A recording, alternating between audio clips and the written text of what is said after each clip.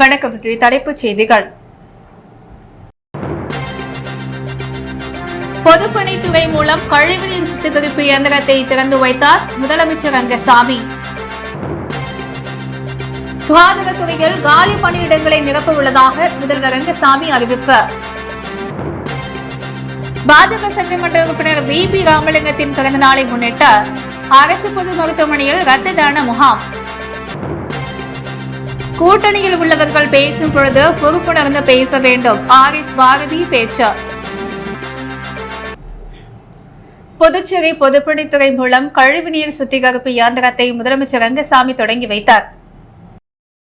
புதுச்சேரி பொதுப்பணித்துறை சார்பில் நகர பகுதிகளில் பாதாள சாக்கடைகளை சுத்தம் செய்யவும் தூர்வாரவும் கழிவுநீர் சுத்திகரிப்பு முறையை மேம்படுத்தவும் 3.21 கோடியில் முதல் கட்டமாக 8 இயந்திரங்கள் வாங்கப்பட்டுள்ளது. இந்த இயந்திரங்களை சட்டசபை வளாகத்தில் இன்று முதலமைச்சர் ரங்கசாமி தொடங்கி வைத்து மக்கள் பயன்பாட்டிற்கு அர்ப்பணித்தார். இந்த நிகழ்ச்சியில் சபாநாயகர் செல்லும், அமைச்சர் லட்சுமி நாராயணன், சட்டமன்ற உறுப்பினர்கள் பிரகாஷ்குமார் மற்றும் பொதுப்பணித்துறை தலைமை பொறியாளர் மற்றும் பொறியாளர்கள், அதிகாரிகள் பல கலந்து கொண்டனர். சுகாதாரத்துறையில் காலி பணியிடங்களை நிரப்ப உள்ளதாக முதல்வர் ரங்கசாமி அறிவித்துள்ளார். புதுச்சேரி சட்டசபையில் கேள்வி நேரத்தின் பொழுது சட்டமன்ற உறுப்பினர் செந்தில்குமார், பாகூர் திருமாம்பாக்கம் ஆரம்ப சுகாதார நிலையத்தில் மருத்துவர், செவிலியர், மருந்தாளுநர், அரசு பணியாளர்கள் பற்றாக்குறை உள்ளதை அரசு அறியுமா? இதை நிரப்ப அரசு முன் வருமா?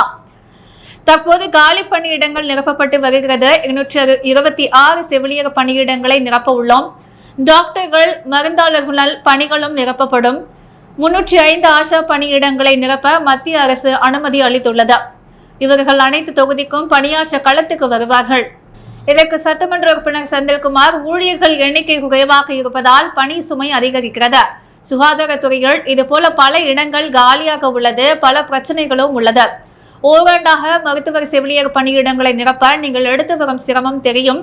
108 வாகன டிரைவர்கள் பிரச்சனையும் தீர்க்கப்படாமல் உள்ளது. இதற்கெல்லாம் தீர்வு காண வேண்டும். அப்போது கட்சி வித்தியாசமின்றி பெரும்பாலான சட்டமன்ற உறுப்பினர்கள் கொரோனா காலத்தில் பணியாற்றிய செவிலியர்கள், ஊழியர்களை அரசு பணி நிரந்தரம் செய்ய வேண்டும். ஆஷா பணியாளர்களுக்கு ரூபாய் 10,000 சம்பளம் வழங்கப்படுகிறது. இதை 18,000 உயர்த்த வேண்டும். அவர்களுக்கு 4 மணி நேர பணி வழங்கப்படுகிறது. இதை 8 மணி நேரமாக உயர்த்தி சம்பளம் வழங்கலாம். அவர்கள் சுடிதார் அணியவும் அனுமதி அளிக்க வேண்டும் என வலியுறுத்தினார். இதற்கு ரங்கசாமி, அக்கறையோடு பேசுகிறீர்கள். அரசுக்கு அக்கறை உள்ளது. ஆஷா பணியாளர்களுக்கும் மத்திய அரசு ரூபாய் 3,000 தான் வழங்குகிறது. மாநில அரசு நிதியில் கூடுதலாக ரூபாய் 7,000 வழங்கி ரூபாய் 10,000 சம்பளம் தருகிறோம். அவர்களுக்கு ஊக்கத்தொகையும் கிடைக்கிறது. சம்பளம் உயர்த்துவது குறித்து பரிசீலனை செய்வோம். இவ்வாறு அவர் கூறினார். பாஜக சட்டமன்ற உறுப்பினர் VP ராமலிங்கத்தின் பிறந்த நாளை முன்னிட்டு அரசு பொது மருத்துவமனையில் இரத்த தான முகாம் நடைபெற்றது. புதுச்சேரி பாஜக சட்டமன்ற உறுப்பினர் VP ராமலிங்கத்தின் பிறந்தநாள் விழா ஒவ்வொரு ஆண்டும் பல்வேறு நலத்திட்ட உதவிகள் வழங்கி வெகு விமர்சையாக கொண்டாடப்பட்டு வருகிறது. அந்த வகையில் இந்த ஆண்டு அவரது பிறந்தநாளை முன்னிட்டு புதுச்சேரி இந்திரா காந்தி அரசு பொது மருத்துவமனைகள் பாரதிய ஜனதா கட்சி சார்பில் இரத்த தான முகாம் நடைபெற்றது.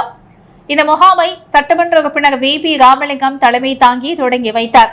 நிகழ்ச்சியில் ராஜ்பவன் பாஜக ஒருங்கிணைப்பாளர் நாகராஜன் முன்னிலை வகிக்க, ராஜ்பவன் தொகுதி பாஜக பொறுப்பாளர் ஆனந்த கண்ணன் மற்றும் ஏராளமான பாஜக நிர்வாகிகள் பல கலந்து கொண்டனர்.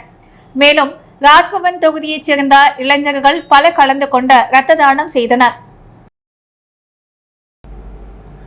கூட்டணியில் உள்ளவர்கள் பேசும் பொழுது பொறுப்புணர்ந்து பேச வேண்டும். திமுக எந்த காலத்திலும் யாருக்கும் பயப்படாத. திமுக காரனுக்கு ஒன்று என்றால் நாங்கள் எங்கள் சுயமரியாதையை விட்டுக் கொடுக்க மாட்டோம் என புதுச்சேரியில் நடைபெற்ற ஸ்டாலின் பிறந்தநாள் விழா பொதுக்கூட்டத்தில் அக்கட்சியின் அமைப்பு செயலாளர் RS பாரதி தெரிவித்துள்ளார். புதுச்சேரி மாநிலம் திமுக சார்பில் தமிழக முதலமைச்சர் ஸ்டாலின் 72வது பிறந்தநாள் விழா பொதுக்கூட்டம் மற்றும் நலத்திட்ட உதவிகள் வழங்கும் நிகழ்ச்சி தட்டாஞ்சாவடி தொகுதிக்குட்பட்ட ஏர்போர்ட் சாலையில் நடைபெற்றது. இந்நிகழ்ச்சியில் திமுக மாநில அமைப்பாளரும் எதிர்க்கட்சி தலைவருமான சிவா உட்பட திமுக சட்டமன்ற உறுப்பினர்கள் கலந்து கொண்டனர். இதில் சிறப்பு விருந்தினராக திமுகவின் அமைப்பு செயலாளர் RS பாரதி கலந்து கொண்டு பொதுமக்களுக்கு பல்வேறு நலத்திட்ட உதவிகளை வழங்கினார். தொடர்ந்து பேசிய அவர், வரும் 2026 தேர்தலில் புதுச்சேரியில் நீங்கள் விரும்புவது நடக்கும். காரணம் இங்க திமுக வலுவாக உள்ளது. புதுச்சேரி காரைக்காலில் உள்ள 28 தொகுதிகளிலும் திமுக வெற்றி பெறும் அளவிற்கு வளர்ந்துள்ளதாக கூறிய அவர், திமுகவை பொறுத்தவரை தலைவர் ஸ்டாலின் எந்த அளவிற்கு கூட்டணியை மதிக்கிறார் என்பது எல்லோருக்கும் தெரியும். அதே வகையில் எல்லோருக்கும் நடந்து கொள்வது நல்லது. அவசரப்பட்டு அறிக்கை விட்டால் நாங்களும் பதில் அறிக்கை விட்டால் டெல்லியில் நடந்துதான் இங்கும் நடக்கும். டெல்லியில் ஆம் ஆத்மி காங்கிரஸ் கூட்டணியாக தேர்தலை சந்தித்திருந்தால் அங்கு ஆட்சி மாற்றம் நடந்திருக்காது. கூட்டணிகள் உள்ளவர்கள் பேசும் பொழுது பொறுப்புணர்ந்து பேச வேண்டும். திமுக எந்த காலத்திலும் யாருக்கும் பயப்படாத. திமுக காரனுக்கு ஒன்று என்றால் தனது சுயமரியாதையை விட்டுக் கொடுக்க மாட்டோம் என்றார். புதுச்சேரியில் ஏற்கனவே திமுக காங்கிரஸ் கூட்டணியில் கருத்து மோதல் நிலவி வரும் நிலையில் RS பாரதி பேச்சு காங்கிரஸ் கட்சியை எச்சரிக்கும் வகையில் அமைந்துள்ளதா? பிரெஞ்சு இந்தோ கட்டிடக்கலைக்கான Nippon paint Pandi style guide அமைச்சர் லட்சுமி நாராயணன் வெளியிட்டார். நிப்பான் பெயிண்ட் நிறுவனம் புதுச்சேரியில் உள்ள பிரெஞ்சு இந்தோ கட்டிடக்கலைக்கு ஏற்ற வகையில் சிறப்பு பெயிண்டுகளை உருவாக்கியுள்ளது. இந்த பெயிண்டுகள் குறித்து விவரங்கள் அடங்கிய பாஸ் ஸ்டைல் கைடு என்ற புத்தகத்தையும் தயார் செய்துள்ளது. தன் வெளியீட்டு விழா புதுச்சேரி நயினார் மண்டபத்தில் உள்ள கீர்த்தி கார்ப் நிறுவனத்தின் கடை திறப்பு விழாவில் நடைபெற்றது. இதில் புதுச்சேரி சுற்றுலாத்துறை அமைச்சர் லட்சுமி நாராயணன் கலந்து கொண்டு குத்துவிளக்கு ஏற்றி கடையை திறந்து வைத்து பாண்டி ஸ்டைல் கைடு புத்தகத்தை வெளியிட்டார். இந்நிகழ்ச்சியில் நிப்பான் பெயிண்ட் அலங்கார பிரிவின் துணைத் தலைவர் Mark Titus, marketing head Harihara Sudhan உள்ளிட்டோர் கலந்து கொண்டனர். இந்நிகழ்ச்சியில் அமைச்சர் லட்சுமி நாராயணன் பேசுகையில், புதுச்சேரி பிரெஞ்சு கட்டிடக்கலை மற்றும் பாரம்பரியத்தின் அடையாளமாகும். அதற்கு அழகூட்டும் வகையில் நிப்பான் பெயிண்ட் நிறுவனம் வண்ணங்களை உருவாக்கியிருப்பது பாராட்டுக்குரியது. அந்த வண்ணங்கள் குறித்து விவரங்கள் பாண்டி ஸ்டைல் கைடு புத்தகத்தில் இருப்பது பாராட்டுக்குரியது என்றார். பாண்டி ஸ்டைல் கைடு குறித்து Nippon paint marketing head Hariharan Sudhan கூறும் பொழுது, புதுச்சேரியின் பிரெஞ்சு இதோ கட்டிடக்கலை, சுற்றுச்சூழல் உள்ளிட்டவைகளை கருத்தில் கொண்ட சிறப்பு பெயிண்டுகளை நிப்பான் பெயிண்ட் கம்பெனி தயாரித்துள்ளது. புதுச்சேரி ஒயிட் டவுனில் உள்ள கட்டிடங்களின் முன்பு சுற்றுலா பயணிகள் உள்ளிட்ட பொதுமக்கள் புகைப்படம் எடுத்துக் கொள்கின்றனர். அதற்கு காரணம் அந்த கட்டிடத்தின் வடிவமைப்பு மட்டுமில்லை, கட்டிடங்களுக்கு அடிக்கப்பட்டுள்ள பெயிண்டும் காரணம். புதுச்சேரி கட்டிடங்களுக்கு எந்த மாதிரியான பெயிண்டுகளை அடிக்கலாம் என்பதை வாடிக்கையாளர்கள் எளிதில் தேர்வு செய்து கொள்ள பாண்டி ஸ்டைல் கைடு என்ற புத்தகத்தை தயாரித்து வெளியிட்டுள்ளோம். இதை பார்த்து வாடிக்கையாளர்கள் தங்கள் கட்டிடங்களுக்கான அழகூட்டும் பெயிண்டுகளை சுலபத்தில் தேர்வு செய்ய முடியும். அமைச்சர் லட்சுமி நாராயணன் கோவில்களுக்கான சிறப்பு பெயிண்டுகளை தயாரிக்கலாம் என்ற சிறந்த யோசனையை கூறியுள்ளார். அதனை ஏற்ற ஸ்தப்பதிகளுடன் கலந்து பேசி கோவில்கள் உள்ளிட்ட வழிபாட்டு தலங்களுக்கான சிறப்பு பெயிண்டுகளையும் நிப்பான் பெயிண்ட் நிறுவனம் உற்பத்தி செய்யும். இவ்வாறு அவர் கூறினார். உப்பளம் தொகுதியில் சிறப்பு மருத்துவ முகாமை அனிபால் கென்னடி சட்டமன்ற உறுப்பினர் தொடங்கி வைத்தார்.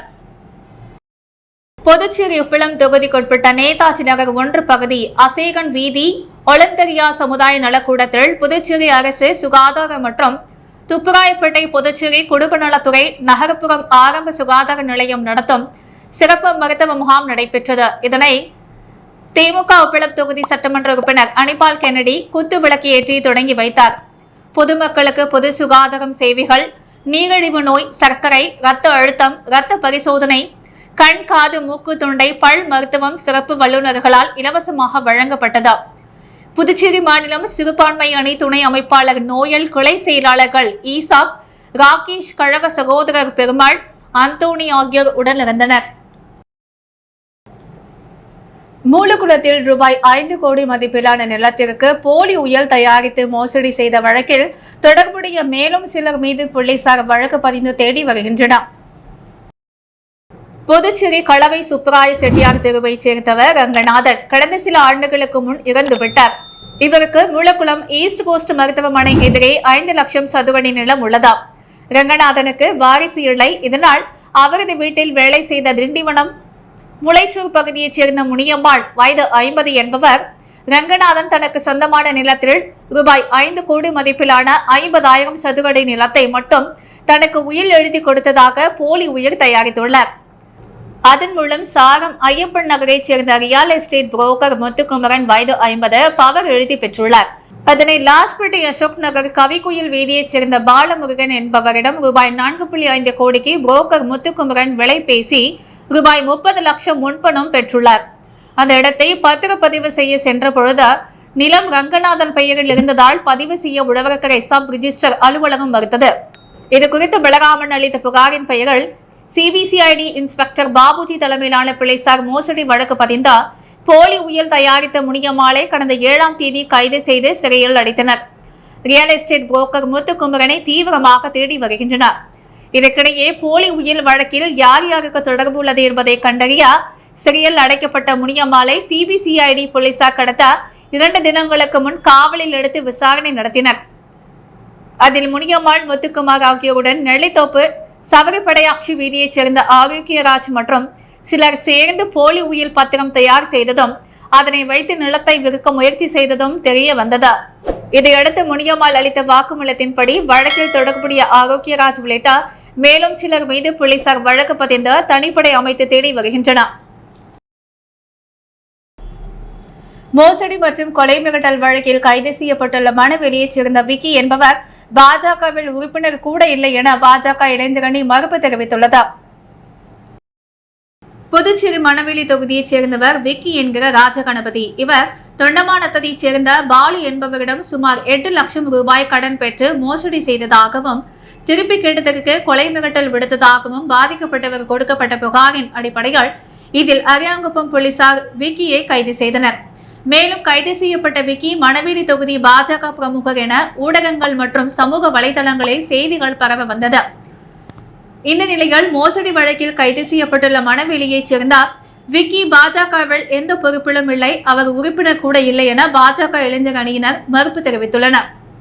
பாஜக மாநில தலைவர் செல்வ கணபதி, இளைஞர் அணி தலைவர் அற்புதராஜ் ஆகியோரின் வழிகாட்டுதலின்படி இளைஞர் அணி நிர்வாகிகள் செய்தியாளர்களை சந்தித்தனர்.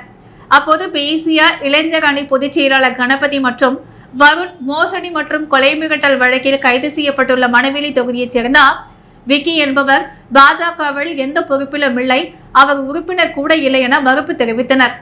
மேலும் அவர்கள் பேசும் பொழுது பாஜக கொடி மற்றும் துண்டை பயன்படுத்தியதற்காக ஏற்கனவே அரியாங்குப்பம் காவல் நிலையத்தில் விக்கி மீது பாஜக இளைஞரணி சார்பில் புகார் அளிக்கப்பட்டுள்ளதாகவும் அப்போது அழைத்து போலீசார் எச்சரித்து அனுப்பியதாக தெரிவித்த அவர்கள் பாஜகவிற்கும் விக்கிக்கும் எந்தவித தொடர்பும் இல்லை, தொடர்ந்து அவரை பாஜக பிரமுகர் என்ற செய்திகள் ஒளிபரப்ப வேண்டாம் எனவும் அவர்கள் கேட்டுக்கொண்டனர். பேட்டியின் பொழுது துணைத் தலைவர் விஜயகுமார், சுவிக்ராமன், மகேந்திரன், அரியாங்குப்பம் மாவட்ட தலைவர் கோகுல், காந்தி தொகுதி தலைவர் ராசு என்கிற பெருமாள் ராஜு ஆகியோருடன் இருந்தனர். ஓசூர் தொகுதிக்குட்பட்ட கோரையூர் பகுதியில் புதிய கீழ்நிலை நீர்த்தேக்க தொட்டி அமைக்கும் பணிக்கான பூமி பூஜை நிகழ்ச்சி அமைச்சர் சாஜி சரவணகுமார் தலைமையில் நடைபெற்றது. புதுச்சேரி மாநிலம் வெளியூர் கொம்யூன் ஓசூர் சட்டமன்ற தொகுதிக்குட்பட்ட பொறையூர் மற்றும் அதனை சார்ந்த பகுதி மக்களின் குடிநீர் பயன்பாட்டிற்காக புதிய கீழ்நிலை நீர்த்தேக்க தொட்டி அமைக்கும் பணிக்கான பூமி பூஜை ரூபாய் 30 லட்சம் மதிப்பீட்டில் நடைபெற்றது. இதில் தொகுதியின் சட்டமன்ற உறுப்பினரும் ஆதி திராவிடர் நலத்துறை அமைச்சருமான AK சாய் சி சரவணகுமார் கலந்து கொண்ட விழாவிற்கு தலைமை தாங்கி பூமி பூஜை செய்து பணியினை இன்றைக்கு துவக்கி வைத்தார். இந்நிகழ்ச்சியில் பொதுப்பணித்துறை பொது சுகாதார கோட்ட செயற் பொறியாளர் உமாபதி, உதவி பொறியாளர் பீனாராணி, இளைநிலை பொறியாளர் திரு வெங்கடம், போர்மேன் ரூபகன் மற்றும் தொகுதி ஒருங்கிணைப்பாளர் சாய் தியாகராஜன், தொகுதி தலைவர் முத்தாளு முரளி, கிளை தலைவர் சித்ரா புத்திரன், தொகுதி நிர்வாகிகள், குடிநீர் பிரிவு பாலு உட்பட முக்கியஸ்தர்கள் மற்றும் ஊர் பொதுமக்கள் கலந்து கொண்டு விழாவினை சிறப்பித்தனர். இப்பணியினை மேற்கொள்வதன் மூலம் சுமார் 5000 பொதுமக்கள் பயன்பெறுவார்கள் என்பது குறிப்பிடத்தக்கது.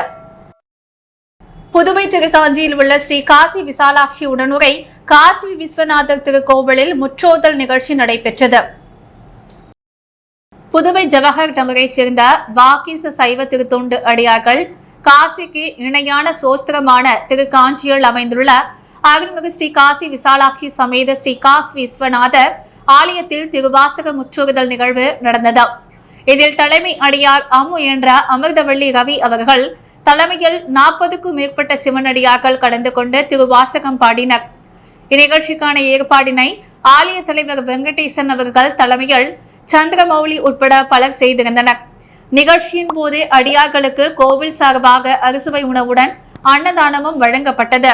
காலை முதல் மாலை வரை நடைபெற்ற முற்றோதல் நிகழ்ச்சியில் சுவாமிக்கு சிறப்பு பூஜைகள் நடைபெற்றது.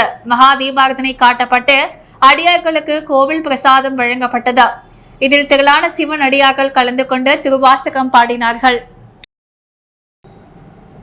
குறிச்சிக்குப்பம் பிரான்சிஸ் அசிசி அரசு உதவி பெறும் உயர்நிலைப் பள்ளியில் சட்டமன்ற உறுப்பினர் VP ராமலிங்கத்தின் பிறந்தநாள் விழா கேக் வெட்டி நலத்திட்ட உதவிகள் வழங்கி கொண்டாடப்பட்டது. புதுச்சேரி பாஜக சட்டமன்ற உறுப்பினர் VP ராமலிங்கத்தின் பிறந்தநாள் விழா ஒவ்வொரு ஆண்டும் பல்வேறு நலத்திட்ட உதவிகள் வழங்கி வெகு விமர்சையாக கொண்டாடப்படுவது வழக்கம். அந்த வகையில் இன்று குறிச்சிக்குப்பத்தில் உள்ள பிரான்சிஸ் அசிசி அரசு உதவி பெறும் உயர்நிலைப் பள்ளியில் சட்டமன்ற உறுப்பினர் VP ராமலிங்கத்தின் பிறந்தநாள் விழா கேக் வெட்டி பல்வேறு நலத்திட்ட உதவிகள் வழங்கி விமர்சையாக கொண்டாடப்பட்டது. தொடர்ந்து மாணவர்களுக்கு பேனா, பென்சில், கேக் உள்ளிட்ட நலத்திட்ட உதவிகளை சட்டமன்ற உறுப்பினர் VP ராமலிங்கம் வழங்கினார். இந்நிகழ்ச்சிக்கு ராஜ்பவன் தொகுதி பாஜக ஒருங்கிணைப்பாளர் நாகராஜன் முன்னிலை வகிக்க ராஜ்பவன் தொகுதி சேர்ந்த பாஜக நிர்வாகிகள் பலர் விழாவில் கலந்து கொண்டனர். தொடர்ந்து பள்ளி மாணவ மாணவிகளின் கலை நிகழ்ச்சிகளும் நடைபெற்றது.